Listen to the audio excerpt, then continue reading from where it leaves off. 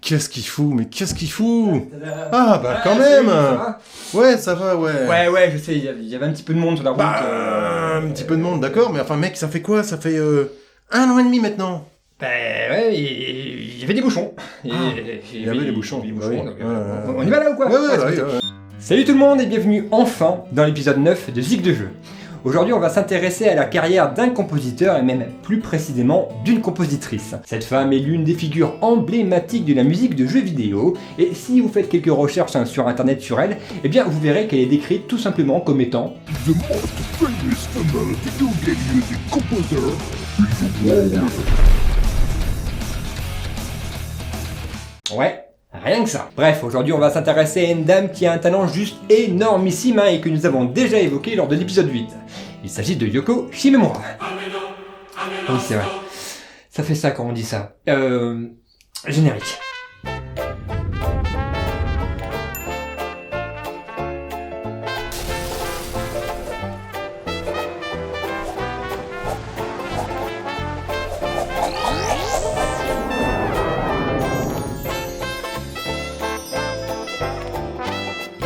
Yoko Shimomura.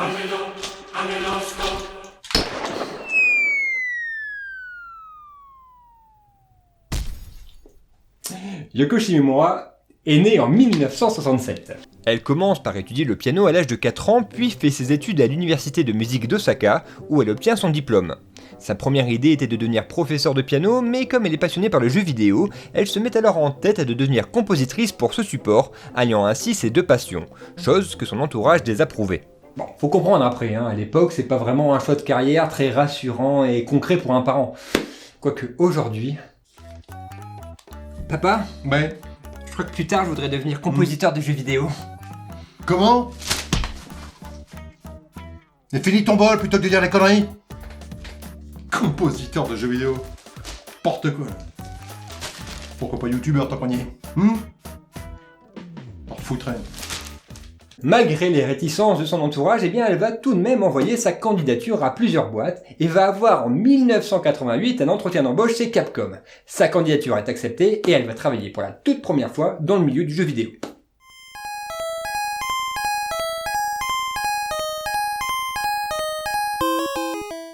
Son premier boulot consiste à faire les musiques de Samurai Sword sorties sur la Famicom Disk System en 89. Entre nous, faire ses premiers pas en composant intégralement la partition d'un jeu Capcom, il y a franchement pire comme début de carrière.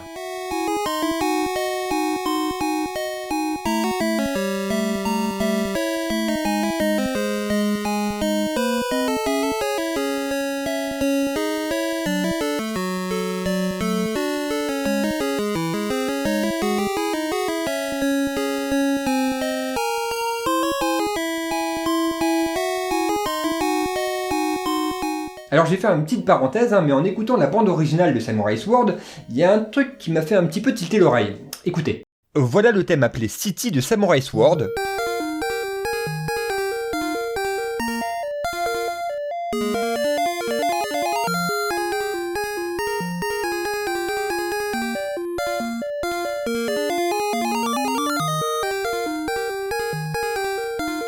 Et voilà une piste pour le jeu Final Fantasy 1, sorti 1 an auparavant.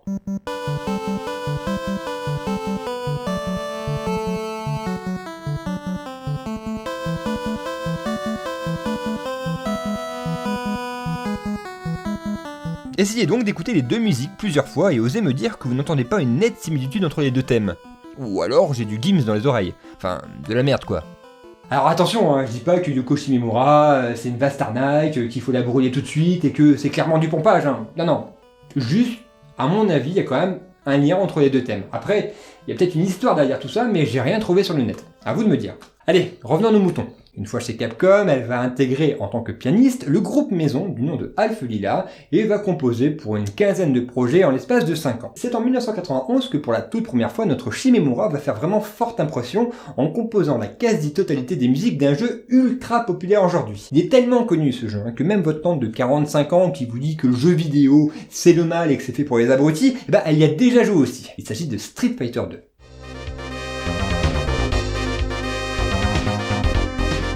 Bon, les zik sont tellement cultes que je pouvais prendre quasiment n'importe laquelle, alors j'ai choisi le thème de Guild parce que c'était mon personnage préféré à l'époque avec Zangief. Ouais bon ok, j'avais des goûts étranges. Ah, n'empêche, ça donne un petit coup de nostalgie d'écouter tout ça, hein.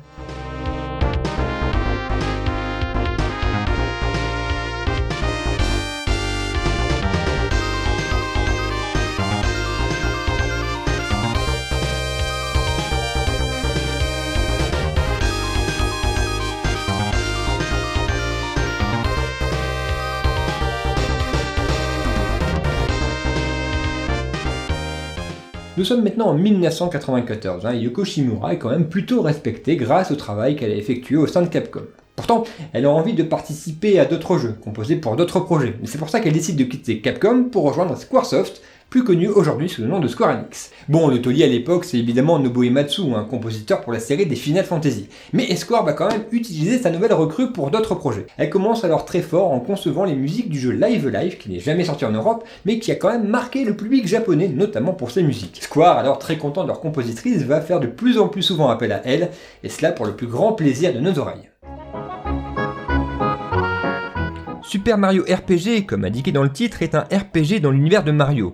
Yoko Shimomura va créer la majorité des musiques et va réussir avec brio à faire l'alliance entre l'univers musical du moustachu le plus célèbre au monde et celui de la musique de RPG, tout en apportant son style personnel. La musique que vous entendez actuellement est l'une des plus mythiques du jeu.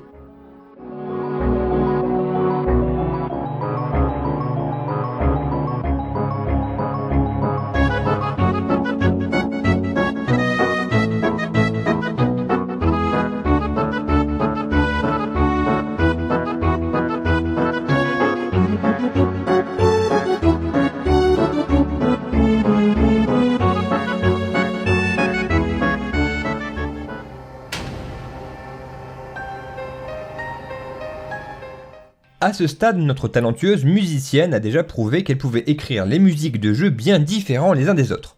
C'est donc sans crainte que Square lui confie de faire l'OST du jeu Parasite, un jeu d'action-aventure horrifique.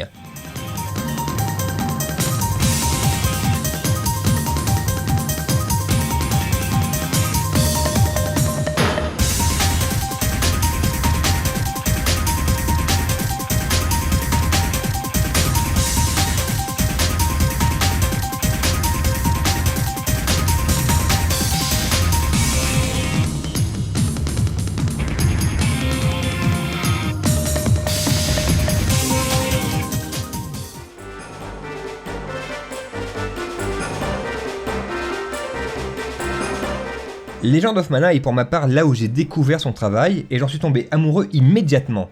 Il y a de tout dedans, des musiques oniriques, des musiques de combat ultra dynamiques, des chansons, bref, tout y est magique. Je pense d'ailleurs que c'est le premier album 100% Shimomura, dans le sens où son style est arrivé à maturité, et cela s'entend à travers chaque piste qu'elle a créée.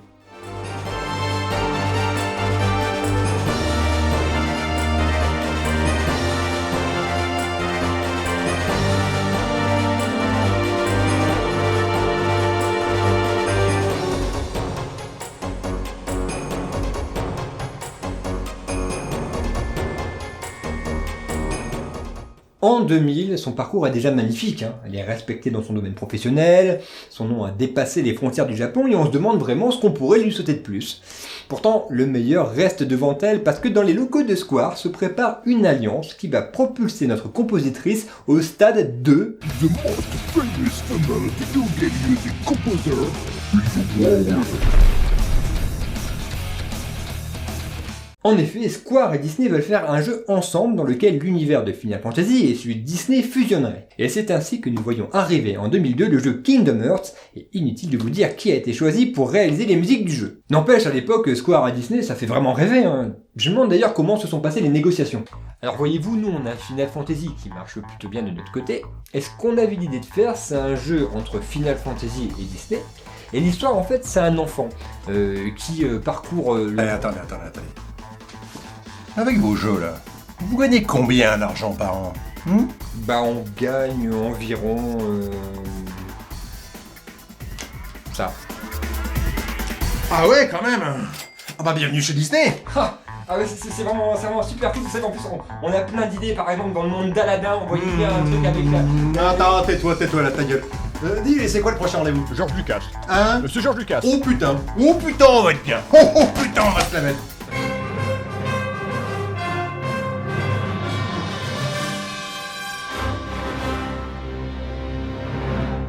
Pour les musiques, le challenge n'était pas aussi facile que cela, étant donné que quand même Disney a une énorme empreinte musicale pour nous tous, et vous ajoutez à cela les fans des musiques de Final Fantasy, comme moi par exemple, ça fait quand même une pression supplémentaire pour ce job. Mais Yoko Shimomura, c'est un petit peu comme la main de Midas, et elle va composer plus de 70 morceaux qui résonnent encore aujourd'hui dans l'esprit de millions de fans à travers le monde.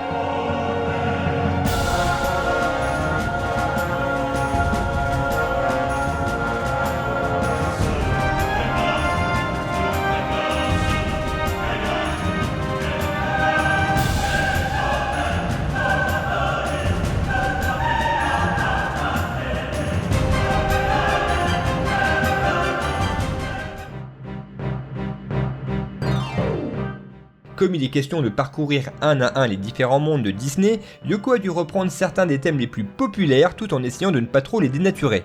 C'est souvent dans les thèmes de combat qu'elle a pris un peu plus de liberté et dans lesquels elle s'est amusée à mélanger son propre style avec celui du Disney en question.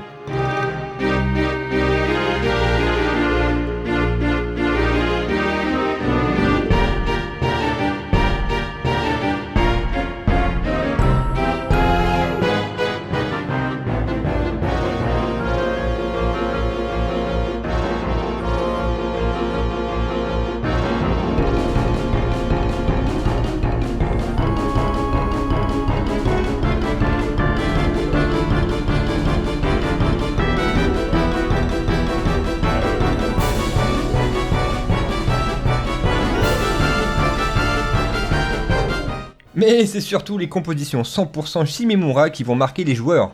Il suffit de faire écouter quelques notes de ce thème à un fan pour comprendre à quel point cette OST les a marqués.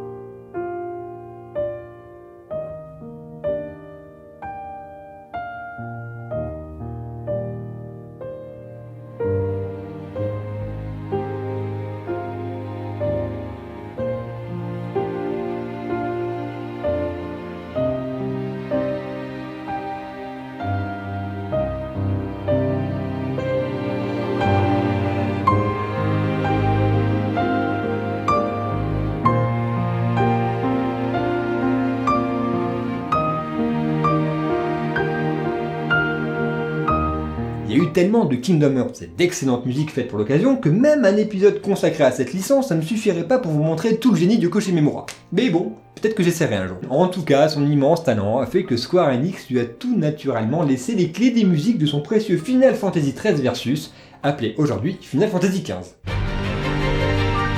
Être aux commandes de l'OST d'un Final Fantasy, c'est une sacrée responsabilité. Mais comme vous le savez maintenant, elle est à la hauteur de tous les challenges. D'ailleurs, quand Final Fantasy XV est noté, c'est toujours sur le point musical que les journalistes et les joueurs sont d'accord, en lui donnant bien souvent la meilleure note.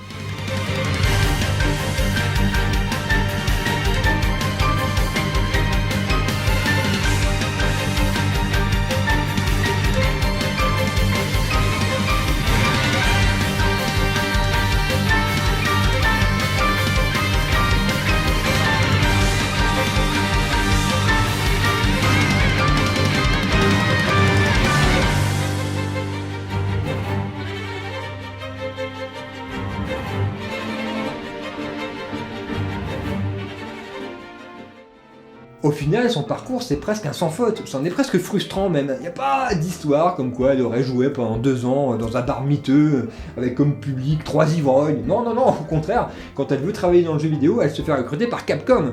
Et quand elle veut changer de nerf, elle se fait recruter par Squaresoft. Et en plus, comme elle a un énorme talent, elle trouve directement son public. Ouais, quand même, le parcours d'une femme qui peut laisser rêver n'importe qui. Et c'est loin d'être fini, hein, parce que comme beaucoup d'entre vous le savent, le très attendu Kingdom Hearts 3 arrive enfin et on a tous envie de jeter une oreille dessus. Voilà pour cet épisode Zig de jeu spécial Yoko Shimimura, j'espère qu'il vous aura plu. S'il y a d'autres parcours de compositeurs qui vous intéressent, n'hésitez pas à le signaler dans les commentaires. Rendez-vous pour l'épisode 10 de Zig de jeu et n'oubliez pas, d'ici là... La musique, c'est comme les frites, ça se mange bien cuit. Non, ça n'a rien à voir. C'est la musique est partout, sauf sur le papier. Bon, pareil. Casse-toi. Même ça, il est pas capable de le faire. Mais t'es vraiment nul, hein!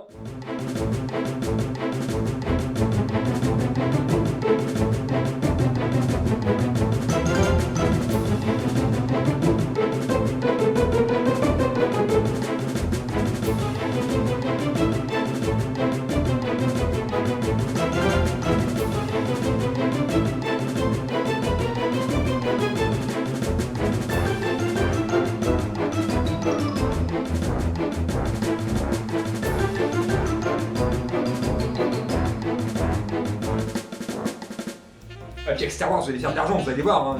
Puis si vraiment vous avez des soucis d'inspiration, moi je suis là, j'ai pas mal d'idées géopolitiques pour Star Wars. Ouais, c'est super, Jojo, c'est super. C'est quoi le prochain rendez-vous, les mois? PDG de chez Marvel. Ah, mais c'est qu'on va continuer à s'en mettre plein les fous, je suis content, c'est bon ça!